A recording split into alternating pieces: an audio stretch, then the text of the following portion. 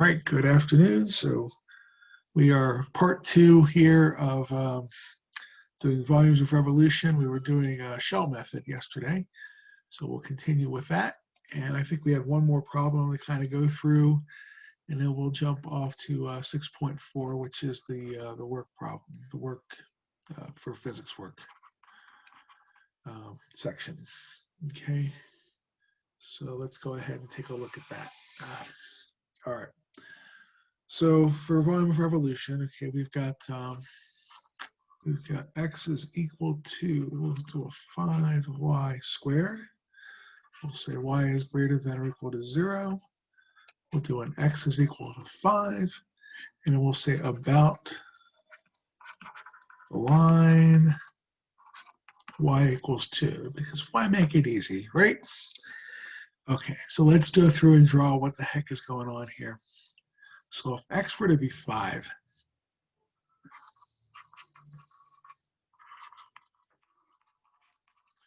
right, then would it make sense that we could go ahead and solve this and say this is y squared is equal to 1. Since we know it's positive, we know y is equal to plus or minus 1, but we're just going to take the plus 1 because we have this condition here. All right, so that's what we're going to be doing. So if I go ahead and graph this thing, okay, 1, 2, 3, 4, 5 for x's, and then 1 for y. We'll put a 2 up here too because of this guy. All right, so let's see. I kind of want to graph this thing the other way around, right? This is y really equals plus or minus root 5 or root x over 5, so I give an idea of like what the concavity is. I'm not so good at graphing sideways like that. Okay, and then here's my line.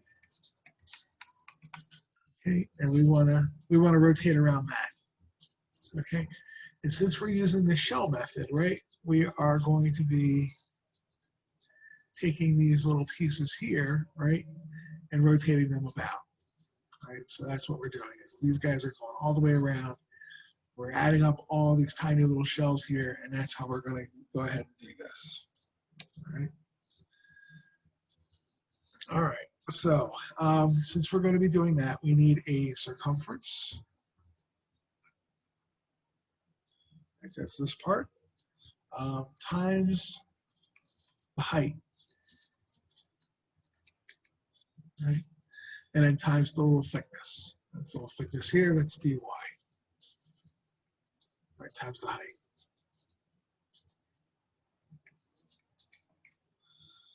All right, and then we're integrating with respect to y, right? Because we have dy's, so we have to integrate with respect to y. That's why I needed to find this guy right here. I was like, well, what are my y's actually doing here? Okay, and I wasn't sure I needed that information when I started, so don't think I'm that good. But generally, if you've got a graph or a picture you want to make, it's good to label things like start and end points so that you know what's going on where, and can I figure this out? Okay. So, what is my circumference? So what I'm doing here, okay, is we are taking this little bit here, right? Because we're rotating it about this, less whatever this value is here. Okay, so less for subtracting. So we have the circumference, and then I want less of this. So we're going to remove that part. Okay, so it's this thing minus that little bit. Okay, and that's going to be our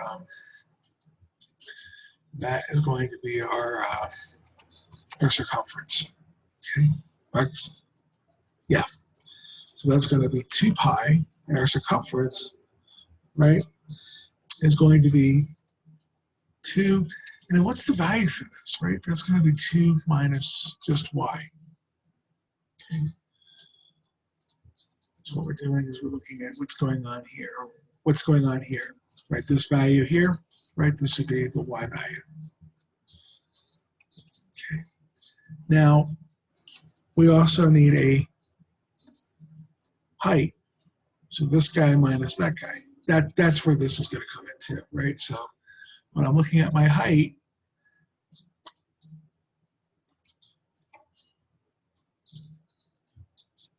right, it's this bit minus that.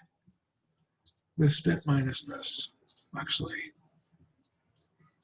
that bit minus that.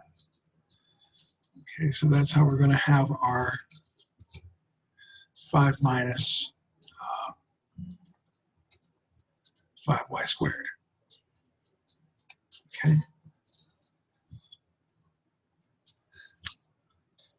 And we're going to go ahead and have our dy here and integrate this thing. And we're going from 0 to 1. All right. Again, I do understand that these are difficult. Okay, even when you practice, they're difficult. So the goal is not to find the worst problem I've ever received before. The goal is to find a nice standard problem and ask you that. All right. Okay, so yeah. Now we get to integrate that, and what we're going to have here, right, is this thing minus this little bit in here, wrapped around the circle. Right. So this is delightful, right? So could I factor a 5 out of here? We say this is going to be 0 to 1 of 10 pi, and then we have 2 minus y and 1 minus y squared dy. It doesn't make it any better, except the numbers are a little bit smaller. I still have to multiply this thing out, right? You still got to multiply all of this out and then deal with it. So here we go with our 10 pi from 0 to 1, and then we have 2 minus y, right? That's going to be a minus 2y squared, and then finally a plus y cubed. Yeah? Firsts, inners, outers, lasts. dy. Okay? And then we just integrate. So this isn't so bad, right? This is just 10y. Okay, I promise you the problems, the setups for the problems will get easier, but the integrals will get harder. Okay, I don't know which is better for you, but that's generally how this class goes. Okay, minus 2/3 y cubed plus 1/4 y to the 4th, and we're going from 0 to 1. Okay, and again, fortunately, our lower bound, right? Our lower bound is a 0, so we don't have to worry about that so much. And we just get to plug in 1, so it's 10 pi. And we have 2 minus a half minus 2/3 plus a quarter. And that's going to be our volume here. Okay. So what do we have here? We have 2 minus 0.5 minus 2/3 plus 1/4.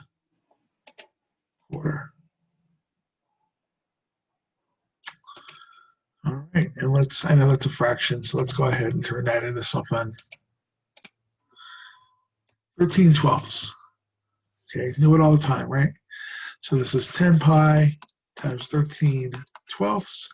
You want to cast out a 2, that's fine. So this is 6, this is 5. 5/13 is what? 65 pi sixths. Again, I'm sure that's a delightful looking number there. Okay, but that's the volume of revolution for this guy right here. Okay, and again, I know, right here, that was the hardest spot. Doing everything else was pretty easy, but doing this was the setup is always the hard part. All right. So work problems. All right.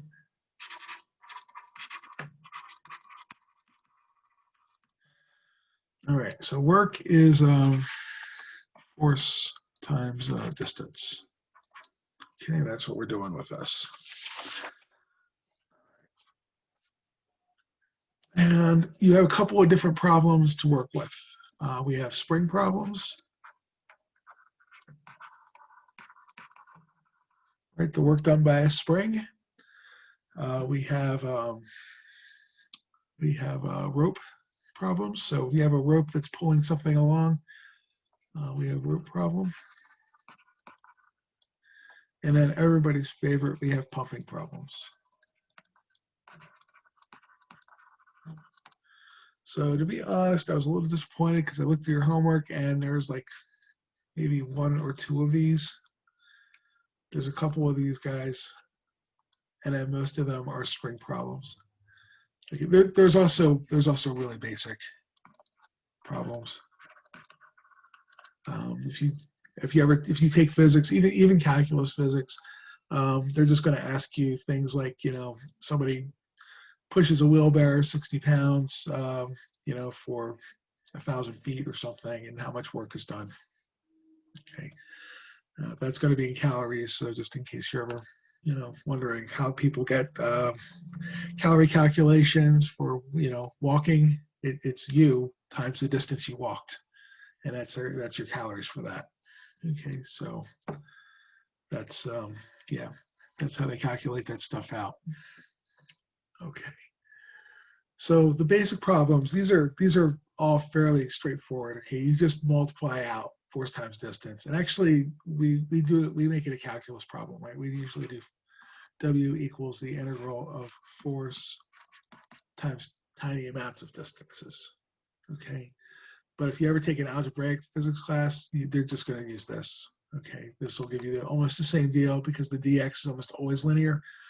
But if it isn't linear, if it's a weird thing that you're throwing here, you're going to have to integrate. Or maybe the forces, right? There's always, if you're pushing that wheelbarrow up a hill and it's filled with water and you're losing water as you're going up the hill, your force is changing. So you're going to need an integral to account for that.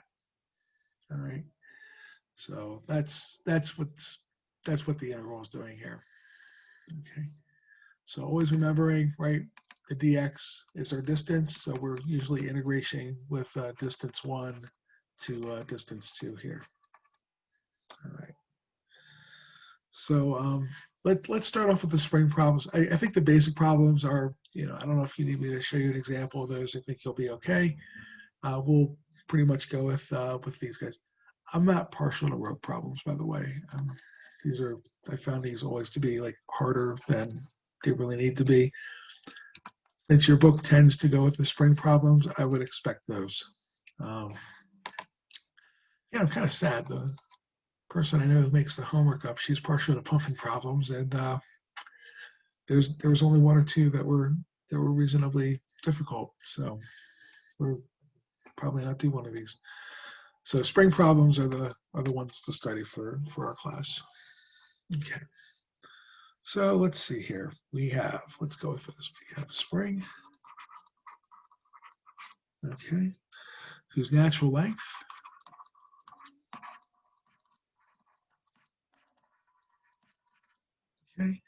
is 24 inches. Okay. This exerts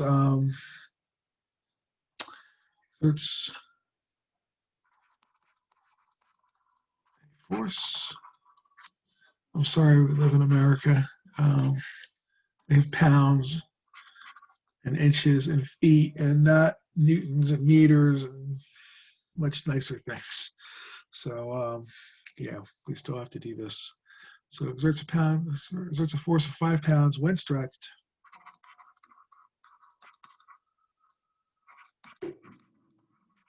Um, 10 inches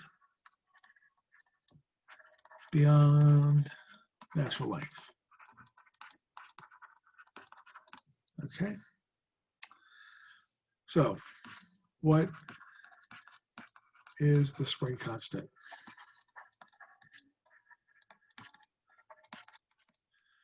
All right. And how much work?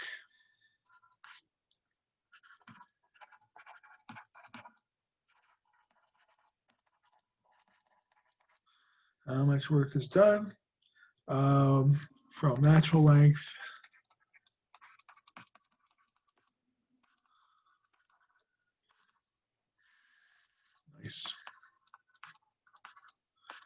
to a total. So we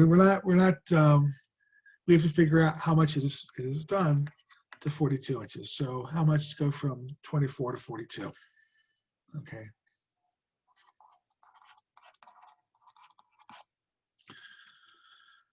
So remembering, right, our work is equal to, right, force times distance integral. So we have to go back and remember, like, well, what's the spring, right? The spring looks like force is equal to kx. Okay. This is Hooke's law. For those of you going into any of the engineering things, especially like civil or geoengineering, people use Hooke's law for almost everything. So we decide that everything looks like a spring, so that's how we're going to treat it. It gets a little bit more complicated than this, okay? But you know, you're going to see Hooke's law pretty much abused for everything, okay? So the ground is a spring, okay? That's just how it works. Okay, so figuring out our force, that's why they said find the spring constant, is figuring out the force. Okay, so we have a force of 10 pounds or 5 pounds, right? When it is stretched 10 inches beyond its natural length. So we're just going to say, well, that's just going to be 5 over 10 pounds per inch. Okay, so that's really all they wanted us to do. So we're going to say force is equal to 1/2 x. Right? There's honestly all there is to that problem. Okay, there's no more tricks. Okay, that was it. Okay, and when we're going to go ahead and deal with our distance, right, we're going to say, here's our word. Oh, how much further is 42 from 24? And I'm not that good with this, so we're going to go ahead and do that. So that's going to give me an 8, right? And then 18. Okay, so our force, right, that's 1/2 x. And it's not the distance is going to be, right, because the more you pull on this spring, the more force you're going to need, the more work you're going to need to do. So our distance here is still going to be dx, but we're going to go from 0 to 18 here. Okay, so does that make sense? Like if I covered this part up for a moment and we had a constant force, that this would just go back to x, and we would just be able to multiply force times distance the way they do in like college physics. University of Physics, we're going to have a variable force, and depending on the x, and here we go. So this is the same kind of setup we're going to use for like pushing a wheelbarrow that has a leak. Okay, that kind of thing. So, right, compared to everything else we've done, this one's pretty tame. So this is 1/2 x squared over 2 from 0 to 18. And we have x squared over 4, 0 to 18. So can this one be the test question? Right. And that equals your work. Right, this is, what is this, pounds per, this is going to be pound inches. Usually it's pound feet for work. Okay. I guess we could make that nicer. What is this? 324 divided by 4. So what is that going to be? That's going to be like 81 pound inches.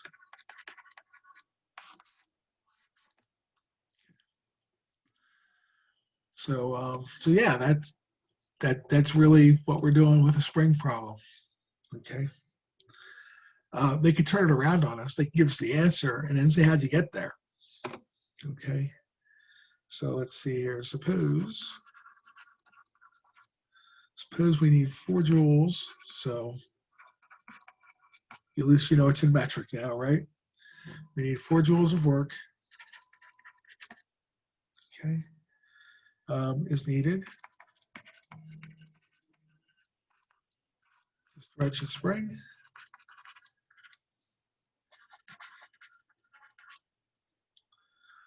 From 26 centimeters to 34 centimeters. Okay.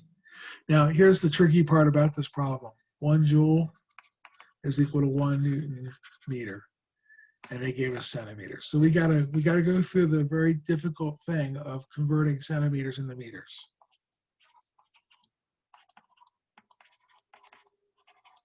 Right? Just trying to do that. If you guys ever have a chance to vote on whether or not we should be using metric in this country or not, make the right choice. Okay. They had a big thing in the 70s trying to do this, and they really abused the conversion factors to make it look like it was scary. That's how they won. That's how we stayed with the imperial units.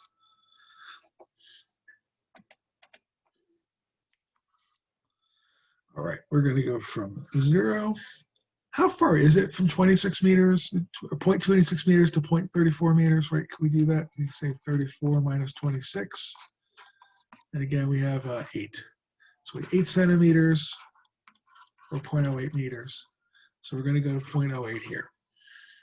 All right, that's why that's 10. And remember, this is, again, force times distance, force times dx.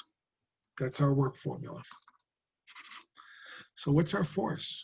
Right, for springs, thank you, Hooke's law, we have force equals kx. And that's what they're trying to get us to do here. Is like we don't really know what the k is, right? They didn't tell us enough. So we're going to have 0 to 0.08 kx, right, dx, and then we're just going to have to integrate this guy. All right. Oh, and what do we know it's equal to? It's equal to 4. How do we know that? Because they told us it takes 4 joules.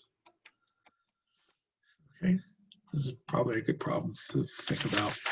It's tame enough that it's not too terrible on an exam, and yet there's a little bit of setup. Okay, so what do we have here? 1/2 kx squared from 0 to 0.08 is equal to 4. So the other side of this, right, is 0. When I plug in 0 here, we're just going to get 0. So I could plug in 1/2 k. I've got 0.08 here squared. Technically, right, if it didn't go from its natural position, if it went from like 1, or 0.01 to the thing, we would have k, and then we'd have the lower limit of integration here. Okay, so just be careful, just in case we don't give you the starting point of, it starts from natural position. We say, it starts from 2 centimeters above natural position, right? Stretched to 0.08. You would know what to do. And that's to put that lower limit down here. And again, it doesn't really make the solving this thing that much harder. Okay, let's multiply by 2. So we have it's 0.08 squared. So 0.0 squared. I think it's 0.764. I just want to make sure I get the zeros in here. So this is 0.0064, and that is equal to 8. There's an x in here. There's a k here, right? K. And then we'll divide by 0.0064, 0.0064, and we end up with 8 over 0.00.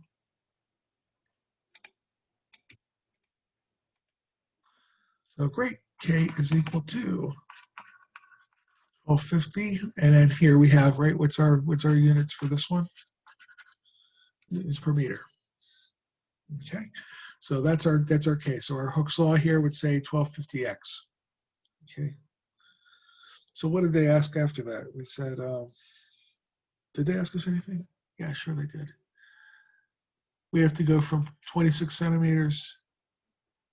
Oh no, I forgot to ask you the rest of the question. All right, hold on. Get back here. How much work is needed?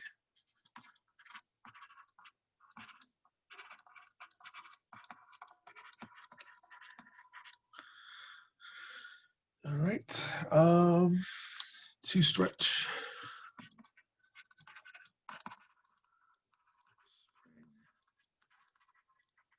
From 28 centimeters to 32 centimeters. So not too bad. We're just going to use the thing that we just found, and then we're going to apply it to this integral here. Okay, so our work is equal to, well, again, it's how much further along is 28 from 26, right? How much further along is 32 from 36 or from 26, right? And that's going to be 0.06. So remember, these have to be in meters. So this is 0.02 meters away from the resting point, 0.06 meters away from the resting point. Okay. And then we're going to go ahead and say, well, times kx, so that's going to be 1250x. And then we're going to have little pieces of x here. All right. So not too bad. 2.06. All right. And then we just do this arithmetic and get that. Okay, so let's go ahead. It's 1250 divided by 2. Oops. 625. And then we have 0.06 squared minus 0.02 squared. And then we're set. 06 squared minus 0.02. Okay, so this is 625, 0.0032, and then that's going to be our work here. So 625. Okay, 2 joules. All right, so that's a fairly straightforward and nice problem to deal with. Okay. All right. So let's see here. Yeah. All right. Next one. This is the cable problem. You get a little bit more interesting at this point. All right. So we have a cable.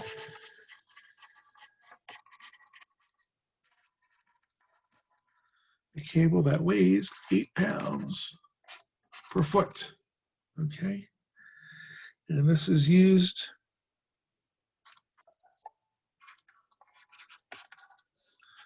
to fill. Okay. Or is used to lift. Not used to fill, used to lift. Okay. 750 pounds of coal up a shaft, up a 400-foot deep shaft, right? So we'll probably have some kind of an elevator.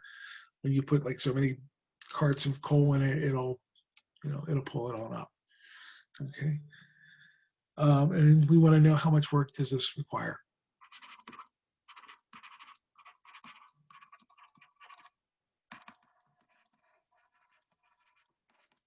Right? Nice engineering problem, right? So sometimes these problems give you like the total amount of weight for the chain and then like how long it is. The first thing you want to do is you want to figure out like, well, what's like the density, right, of the cable. So the first thing you want to do is say, well, it's so many pounds per foot or whatever. Okay, so many newtons per meter. Okay. So what we're going to do here, okay, is we are going to say, well, what's our force, right? Our force is going to be 8, and it looks like we're going to have 8 times little pieces, right? 8 times my distance plus that's 750, because that's not changing. Okay, so the force times the distance, right? 8x plus 750 times dx. Okay, for my distance part. So I shouldn't say force, I should say work equals. All right, we're going to go from 0 to 400. Okay, so every time you're pulling this thing up, right, that's what's going on with this. That's 8x plus the 750. Again, not a hard integral, right? Considering everything else we've done at this point.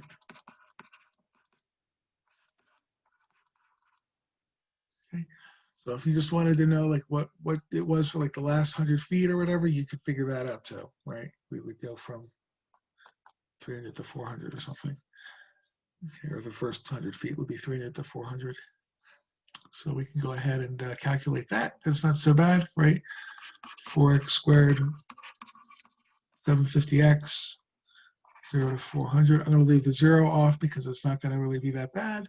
So we have 4 times 400 squared plus 750 times 400. Okay, and that's calculation, right?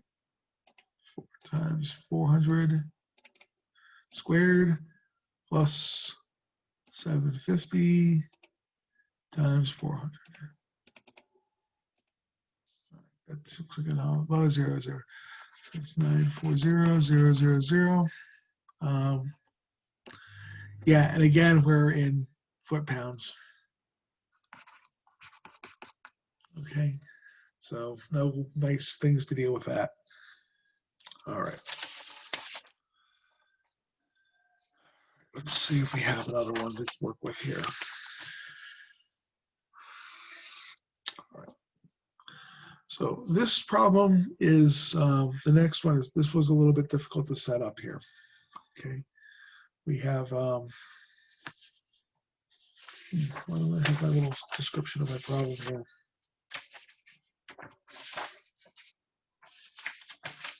I don't know about that description of my problem.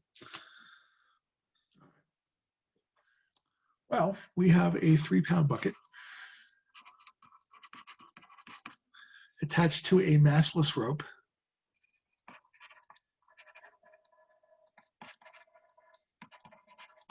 All right, so we don't have to worry about this part of it, right? If it had a mass, it would tell us like 1 pound per foot or something. We would have to put this in here as well, right? But the problem is that we are going to raise up 36 pounds of water. Okay. Unfortunately, the bucket has a hole in it. Okay. The bucket leaks. All right. The bucket leaks. Here we have 0.15 pounds per second. And we pull the rope up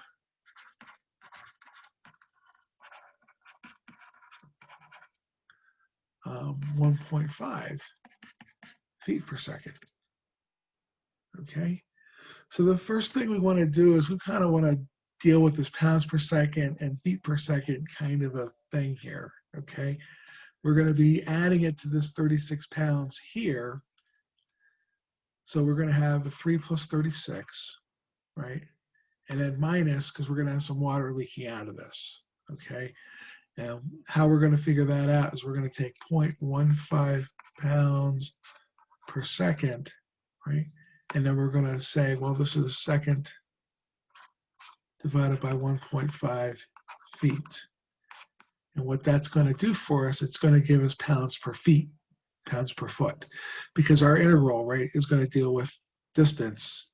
It'd be nice to have a distance in here. Okay, so 0.15 divided by 1.5. See, they're very nice, aren't they? That's a tenth. That's 0.1. So we are losing 0.1 pounds per foot. We're going to multiply this by x because that's our feet. That's our distance. Okay, so this is going to be minus 0.1, right, pounds per foot times our x. So 0.1x is here. All right. And then we have our dx for our distances. And we're going to be integrating our distance. So that's going to be, how long are we pulling this thing up? We're pulling this up 60 feet.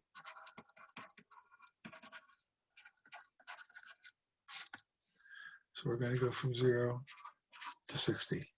All right.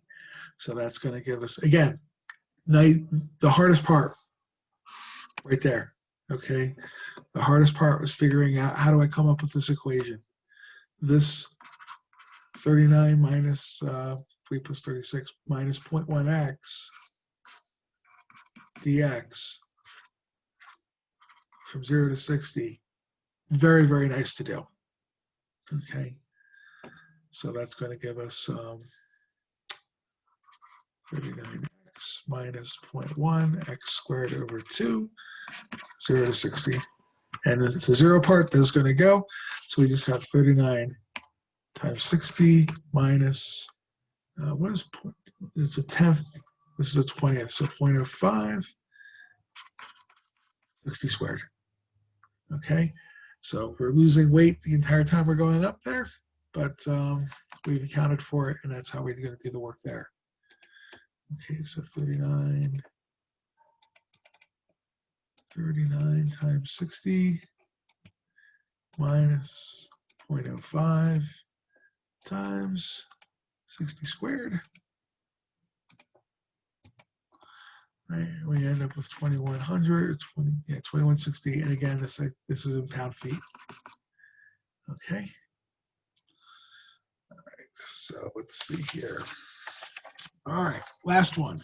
This is the hard one. Okay. So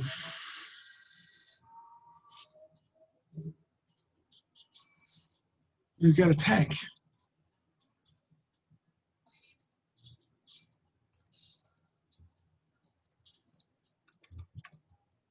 Okay, but then this is a triangle back here. Okay.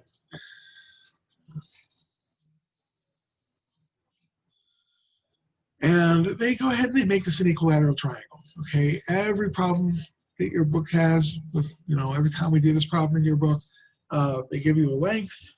Okay. And whatever length that you want that to be, we can make that. So that's going to be, I guess we can make this 10. This is 10 feet. Okay. This height and this side down here, these were always the same. Every problem I saw for your book, these were always the same. So I'm just going to leave it like that. And how do we want to do this? Let's make this 3 and 3. Okay. And then there's a little spigot. It doesn't really matter where you put the spigot as long as it's on top. And it said, well, this will be 2 feet above the water level. Okay. And we're trying to figure out how much work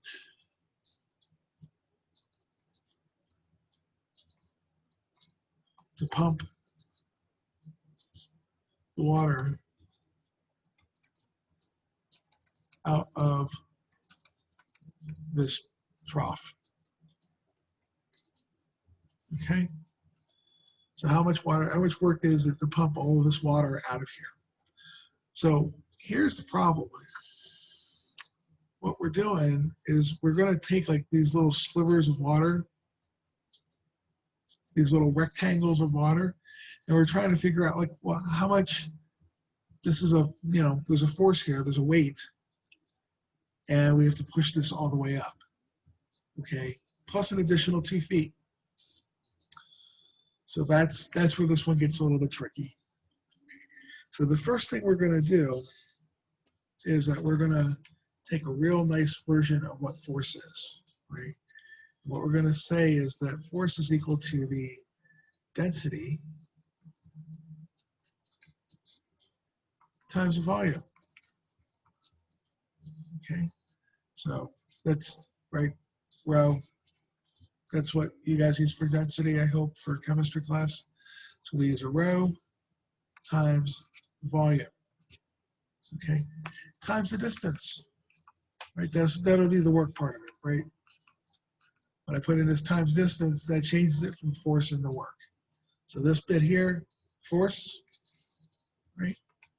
Density times volume is force because it's right, pounds per cubic foot times how many cubic foot. So we just have pound left. And this is a very common thing to do. Okay, is turn that force into density times volume. Again, if you're civil engineering or mechanic or geophysics or something like that, to figure out the actual amount you weigh, what we do is on the planet of the Earth, we'll take a little sliver here, and then you'll, the part that you're standing on, it'll extend this all the way down to the center, and that's like the little amount of weight, right? The density times this volume is your the density of you, I guess. But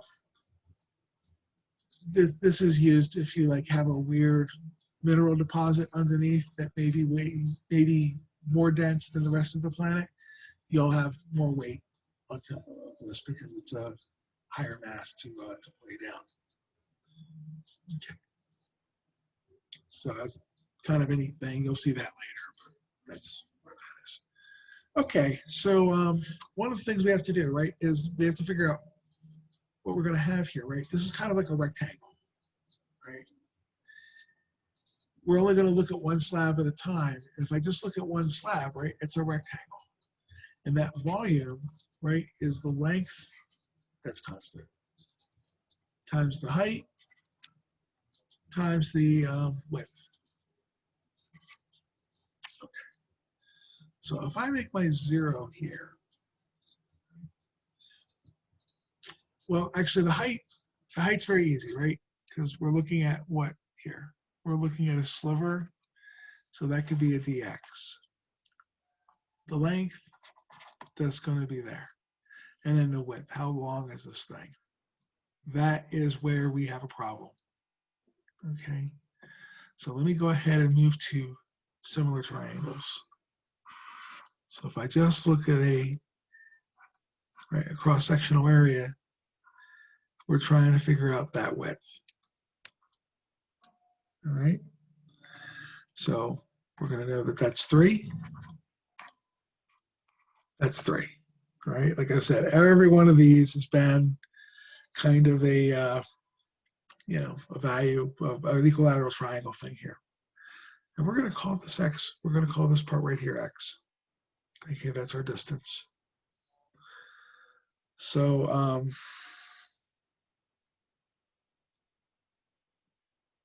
do we want to do this? We want to say that if we take this little triangle here, okay, that my height here is going to be 3.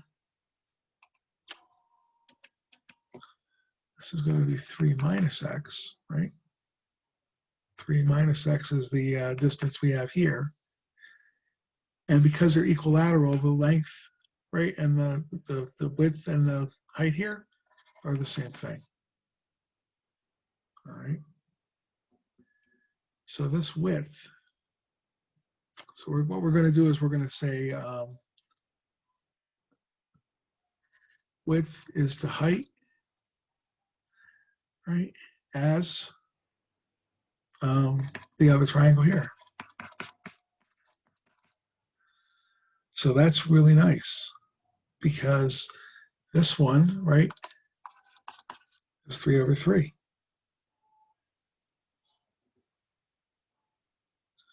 All right. Oops, this is width. We don't know what this is. Hold on. We don't know what this width is. That's the whole point. We don't know what that is. All right. Nope. I don't want to say x because I don't know what it is. I want to say width.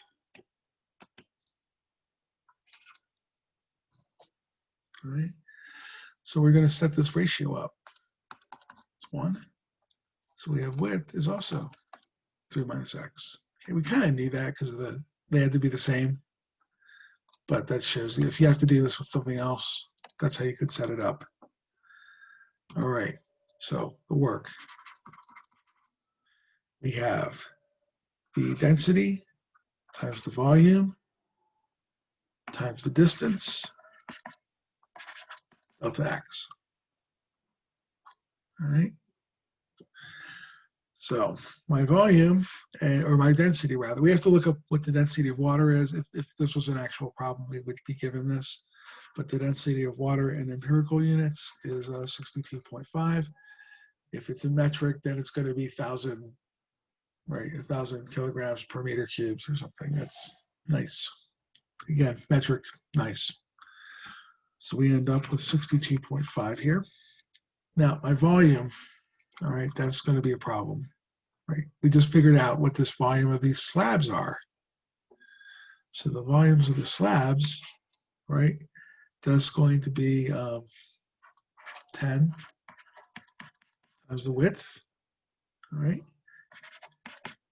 times the height. And then how far are we pushing this stuff up? Okay. So wherever we are, right, whatever our x is, we got to go 2 feet further than that.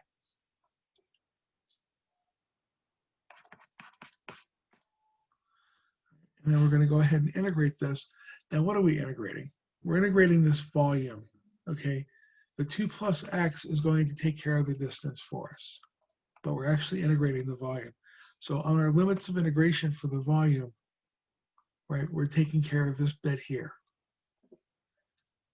So that's how we're going to have our 0 to 3 here, okay? Because that's what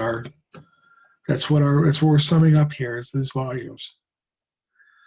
All right, so that's not, right, this is not the worst thing. This is, it's going to be a pain, but 10 times this, because these are all times, right?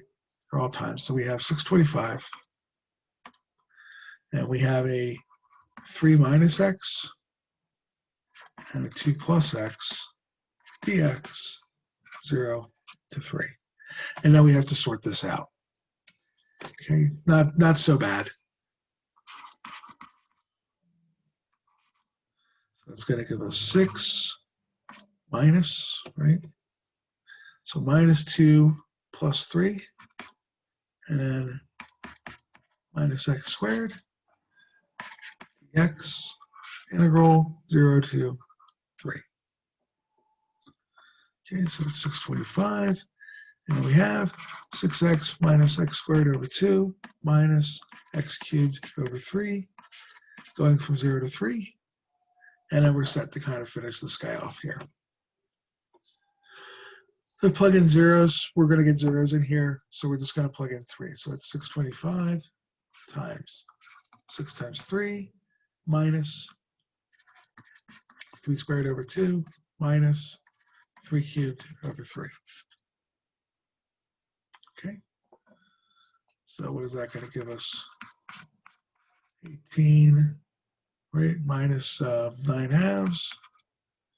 And that's going to be 27 over 3 is 9. 18 minus 9 is 9. 9 minus 9 halves is equal to 9 halves times the 625. Density times the volume. And that is going to be our work in pound feet to pump this, to pump all the water out of this trough that we had at the beginning here. Okay. So I know these are not the friendliest problems. I do know that in your book, all they've ever done was the equilateral triangle, because this is already a complicated enough problem. So you don't need to go through and do, similar triangles and do weird stuff for this.